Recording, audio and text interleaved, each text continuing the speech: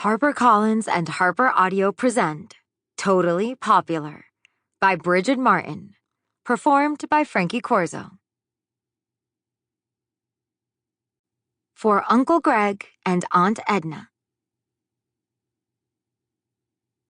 1. Ghost Girl.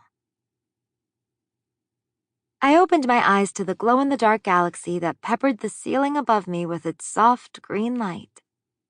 Turning my head, I half expected to see my sister Magdalena drooling on the pillow next to mine.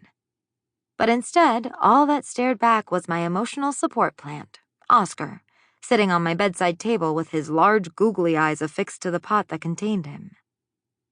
I still couldn't believe it was less than a year ago that I was in Miami, living with Abuela and all my aunts and uncles under one roof, dreaming about the day I would finally be able to see and speak to ghosts, just like Abuela. Now, here I was, all the way across the country in Rancho Cucamonga, California, trading in a shared room with my sister for a shared house with not one, but two ghosts, Beryl and Harrison. As far as housemates were concerned, they weren't so bad. I'd heard stories from Abuela where the ghosts in most haunted houses did their worst to chase the living away, which didn't exactly seem ideal for anyone occupying that space. Luckily, Beryl and Harrison were nothing like those kinds of ghosts. If anything, they loved company and had even been helping me practice my psychic skills with our other ghostly neighbors. So, all in all, my transition to psychic medium was going great. Okay, maybe it hadn't been totally smooth sailing since my powers showed up last summer. There was that one situation where I accidentally opened up a spirit portal in the middle of my school, which inadvertently unleashed hundreds of ghosts to torment my classmates. This didn't exactly go over well with Barry, our school's former hall monitor who haunted Sequoia Academy. But little mistakes like that, they happen, right? Barry didn't seem to think so. I was pretty sure he wasn't going to let me forget about it anytime soon, even though I did technically fix things. Besides, I'd gotten a lot better at controlling my powers since then, especially since Mom and I had been practicing most days after school in her flower truck. Mom's business, Flod's Flowers, was blooming these days, so helping her out was the only chance we really got to be alone together. Even though Mom and her siblings all got their powers around my age, she was still pretty new to the whole psychic thing since she'd only recently started to embrace her mind-reading abilities. I still couldn't believe she'd neglected them all these years. That was the thing about being a medium I liked best, how all my relatives had powers particular to them. Mom, for example, could read anyone's mind, which, as her daughter, was less than ideal having a parent who had the ability to be in your head all the time.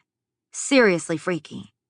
Thank goodness for the amethyst jewelry that Aunt Maria had given to me and Magdalena to help block Mom's mind-reading signals like one big protective force field. Mom had joked it might make parenting easier, but Abuela had explained there was no shortcut for that. Healthy boundaries were important, Mom liked to say.